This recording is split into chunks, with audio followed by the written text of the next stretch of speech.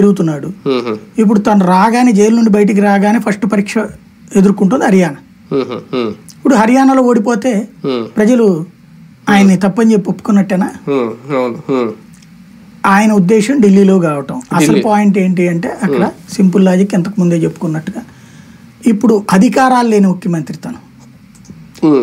Even రేపు పొద్దున భవిష్యత్తులో కూడా ఇప్పుడు ఇచ్చిన కోర్టు తీర్పు ప్రకారం మళ్ళీ ముఖ్యమంత్రి అయినా ఆయనకు అదే వర్తిస్తుంది, ఆ తీర్పే వర్తిస్తుంది.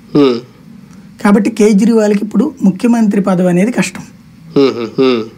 ఢిల్లీ ఎలక్షన్స్ లోపు ఆ కేసును కొట్టేపించుకోవాలి. ఈ లోపు తన పప్పెట్ అయినటువంటి వాళ్ళతో రాజకీయం నడపాలి. తను రాజీనామా చేసి ఆమ్ ఆద్మీ పార్టీనే ఇప్పుడు ఇరుకుని పెట్టేశారా ఒక రకంగా? లేదు లేదు, అతను చేయడం కరెక్ట్, ఎథికల్ గా కరెక్ట్. అవును.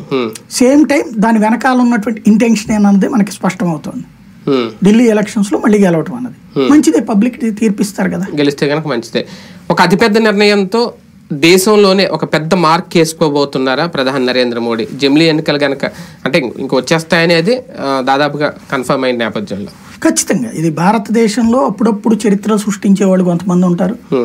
ఈ శతాబ్దంలోనే అనాలి, శతాబ్దంలోనే చరిత్రలో మళ్ళీ ఇంకెవరికి నోట్ల రద్దు, లేకపోతే ఒక త్రిబుల్ తలాక్, ఒక జిఎస్టీను, ఒక ఆర్టికల్ 370 తీసేయడం, మనకి కనబడకుండానే బోల్డ్ జరిగిపోయినాయి. అవును, చాలా.